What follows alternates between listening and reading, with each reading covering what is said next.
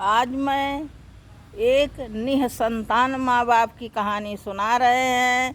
मेरे प्रिय दर्शकों, आप लोगों को पसंद आए तो हमारे सासू बहू चैनल को लाइक कीजिए, सब्सक्राइब कीजिए और शेयर कीजिए। एक गांव में दो व्यक्ति स्त्री पुरुष रहते थे। एक घर में भाई देवर जेठ कई भाई थे जिनको संतान थी, वो सब अलग हो गए। इन लोगों के बहुत ताना देते थे, कोई इनके संग रहना नहीं चाहता था।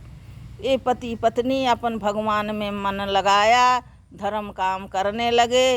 इनके संतान नहीं थी, भगवान की पूजा आराधना करने लगे। एक अनाथ आश्रम पकड़ लिया, उसमें जाते थे। अनाथ बच्चों के खूब प्यार करते थे और उन्हीं को अपना कमाया हुआ धन दान पुण्य करते थे।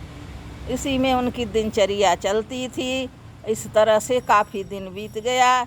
एक दिन दोनों पति पत्नी अनाथ आश्रम गए थे। वहाँ सब बच्चों के किसी के वस्त्र फल कापी किताब हर चीज़ बांट रहे थे।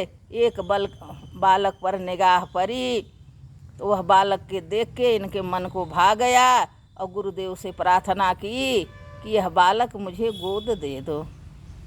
तब आश्रम के गुरुदेव ने, अनाथालय के पंडित जी ने वह बालक उन्हें दे दिया। उस बालक को अपने घर ले आए, अपने पुत्र के समान बहुत लाड़ प्यार से पाला। कोठी बंगला बनवा के दिया, जमीन जायदाद लिखा के दिया और खूब पढ़ाया लिखाया। खूब बड़ी नौकरी पे हो गया और अच्छे घर में शादी हुई।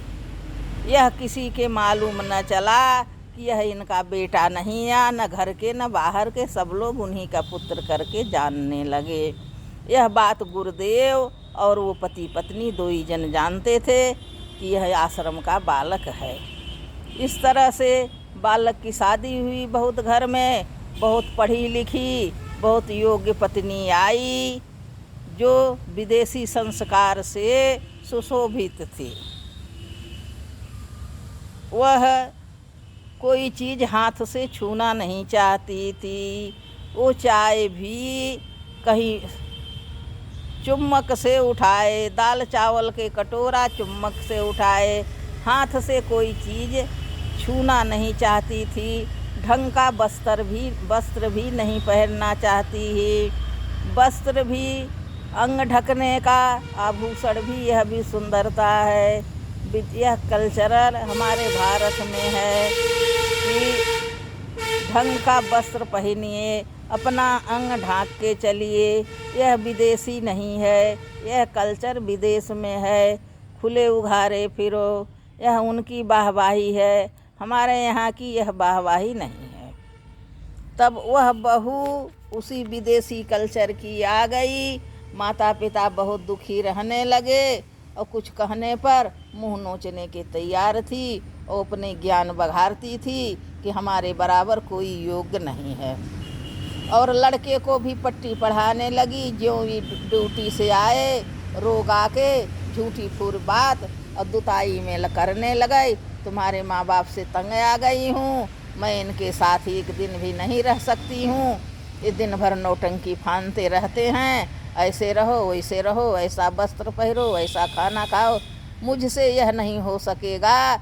ऐसा कह कर तो नहीं मुझसे शादी की थी। जब शादी कर रहे तो बता दिए होते कि इन बुढ़ा बुढ़ी को भी साथ रखना पड़ेगा, तो मैं तुमसे शादी न करती।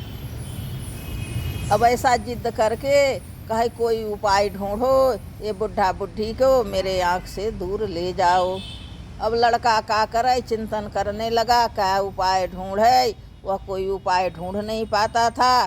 तब पत्नी बोली, इन दोनों के वृद्ध आश्रम में छोड़ आओ, जो महीने का खर्चा लगेगा वो दे दिया जाएगा, ये घर में नहीं रह सकते हैं। लड़का अपनी पत्नी की बात मानकर माँ बाप को वृद्धाश्रम छोड़ने ले गया। वो उसी आश्रम में ले जाके छोड़ा। वह कुछ अच्छा आश्रम था।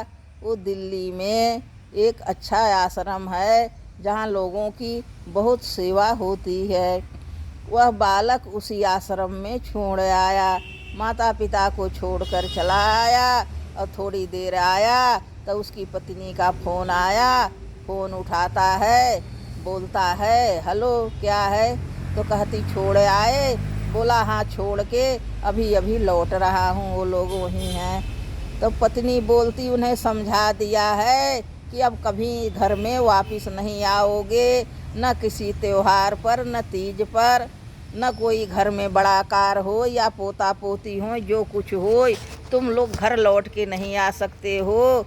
पोता पोती का मुंह देखना होगा तो हम यहीं ले आके दिखा देंगे, तुम लोग घर वापस नहीं आ सकते हो। तो लड़का कहता है छोड़ तो आए, मैंने यह बात कहना भूल गए, यह बात नहीं कही है। तब पत्नी कहती है आप घर नहीं आइए, तुरंत आश्रम में लौट जाइए और उन्हें यह बात समझा कर जब आइएगा घर। तब लड़का बड़े असमंजस में पड़ता है, सोच विचार करता है कि ऐसी बात अपने माता पिता से कैसे कहूँ। यह बात सुनकर मेरी माँ तो पूरी तरह टूट जाएगी, कहीं मेरी माँ अपने प्राण न छोड़ दे। पिताजी तो सहन कर भी लें, मेरी माँ सहन नहीं कर पाएगी। ऐसी कठोर बात मैं उसे किस तरह से कहूँ कि माँ हमारे घर नहीं आना।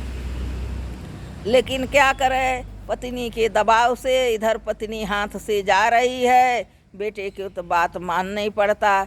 वह बेटा आश्रम में लौट कर जाता है। उसके माँ बाप और गुरुदेव ताली बजा बजा के खूब हंस रहे और भजन कर रहे। यह बात देखकर बेटा बड़े आश्चर्य में पड़ जाता है। हाय मेरे माता पिता तो हंस रहे, खुशी मना रहे, भजन गा रहे, इन्हें तो हमारी चिंता ही नहीं, कछु दुख नहीं है कि हमारा घर छूट गया, बेटा छूट गया। ये हमारी तो कोई चर्चा ही नहीं कर रहे हैं और कितना हंस रहे हैं, कितना खुश हैं मैंने इन्हें घर से निकाल दिया। तब पहुँचते हैं और सब लोग शांत हो जाते, हंस रहे हैं। तो पूछता है माँ क्या कारण है आप इतना हंस रही हो? तो बाप कहता है बेटा तुम्हारा ही कारण है, तुम्हारे ही चर्चा करके हंस रहे हैं। तो बोलता हमारा मैं क्या कारण हो सकता हूँ, मैंने तो तुम लोगों को घर से निकाल दिया, यहाँ आश्रम में छोड़ दिया, तो हमने कौन ऐसा अच्छा काम किया जो हमारी चर्चा करके हंस रहे हो? तो माँ बोलती बेटा कोई बात नहीं, कुछ नहीं, कुछ भी हो सकता, जाओ कोई बात नहीं, तुमने हम लोगों को छोड़ दिया, अच्छी बात है, आप जाइए अपनी पत्नी अपने बच्चे के साथ सुखपूर्वक रहिए, ईश्वर करें दिन दूना रात चौगुना, तरक्की करो, खूब अच्छे से रहो, अपने पत्नी की कहा मानो, अपने ससुराल वाले के कहा मानो, जो धन कमाओ अपने ससुराल में बांटो, अपनी साली सेवा का स्वागत करो। माँ बाप के बहन भाई के नहीं हुए तो क्या हुआ, अपने ससुराल वाले के तो हुए हो, ससुराल के निगाह में तो अच्छे हो। आप जाइए यहाँ से, हमसे कुछ नहीं पूछिए, अपनी बीवी के साथ खुश रहिए, वह जो सिखाए वही कार करिए, उसके सिखाए अनुसार नहीं चलोगे तो लात मार के तुम्हें भी घर से निकाल देगी। आज तो माँ बाप को निकलवाया है, कल तुम्हें भी निकाल देगी, वो अपने परिवार के साथ खुश रहेगी। बेटा यह सुनता है तो कुछ मन में दुख मनाता है, फिर गुरुजी से पूछता है कि गुरुदेव आप ही बताइए यह इतने हंसी की क्या बात है, आप भी तो संग संग में हंस रहे थे। तब गुरुजी कहते हैं बेटा इतना पूछ रहे हो, बताना तो नहीं चाहते लेकिन बता दे रहा हूँ। आज से 25 साल 26 साल पहले ये दोनों निःसंतान थे और हमारे ही आश्रम में आते थे, और तुम्हें एक दिन देखा, इनके मन में बहुत सी करुणामयी स्वभाव के कारण बड़े हृदय पिघल गया और इस अनाथ आश्रम से तुम्हें ये ले गए थे और तुम्हें पाल पोस के पढ़ा लिखा के और बड़े आदमी बनाया, तुम्हारी शादी कर दिया। आज तुम्हारी ही कृपा से जिस आश्रम से तुम गए थे, ये ले गए थे, उसी आश्रम उसी जगह में आप इन्हें पहुंचा दिया। तो यह इनकी दुर्भाग्य थी, तुम्हें नहीं ले गए होते इस आश्रम में कैसे आते। तुम्हें ले गए, पाल पोस के इतना बड़ा कर दिया कि तुम्हारे ही कारण ही यह आश्रम देखना पड़ा और यही चर्चा करके हम लोग हंस रहे हैं कि पहले आते थे, सभी बच्चों के प्यार करते थे, जब यह बालक ले गए तो सबको भूल के उसी में रह गए। जो धन कमाया उसी में सब लगा दिया, उसी की पढ़ाई लिखाई सेवा में, कोठी महल कार बंगला देने में, सब उसी में खर्च करने लगे और बच्चों के भूल गए। आज वही बच्चा इतना बड़ा होकर इस जगह पर तुम्हें छोड़ गया, न ले गए होते तो कौन छोड़ता। यही चर्चा हो के हंस रहे। तब वह बच्चा बहुत ग्लानि महसूस करता है, बहुत लज्जित होता है और माँ बाप के चरणों पे गिर जाता है और कहता है, माँ बाप घर चलो, माता पिता मैं तुम्हारे बिना अकेले नहीं रहूँगा, बिना तुम्हें लिए नहीं जाऊँगा। तब उसकी माँ कहती है, और पिताजी बेटा अब मैं आपके साथ एक परग भी नहीं जा सकती हूँ, मैं तुम्हारी गृहस्थी नहीं उजाड़ सकती हूँ, तुम्हारी पत्नी हम लोगों के बिल्कुल नहीं बर्दाश्त करेगी। इस तरीके से हम लोग यहाँ खुश हैं, हमें किसी की नहीं ज़रूरत थी, हम पहले भी निसंतान थे, आज भी निसंतान नहीं हैं। अब एक बालक के तुम्हारे ही की खुशी में लगाने में मैंने इतनी उम्र गुजार दी। आज बहुत से बालक यहाँ हैं, ये सभी मेरी संतान हैं और इन्हीं में मैं अपना दिन गुजार दूँगी। मैं बहुत खुश हूँ, बहुत संतुष्ट हूँ और आराम से शांति से ईश्वर का भजन करूँगी, ईश्वर का नाम लूँगी। तुम्हारे घरे चलकर मैं राम नाम लेना भूल गई, कलह के मारी एक कप चाय नहीं पी पाते, तुम्हारी पत्नी के हमें एक कप चाय एक रोटी दे देती है तो बड़ा उसका उपकार रहता है। यह एहसान जताती है कि मैं तुम्हें खिला दिया, मैं उसी का खा रही हूँ, उसी की चाय पी रही हूँ।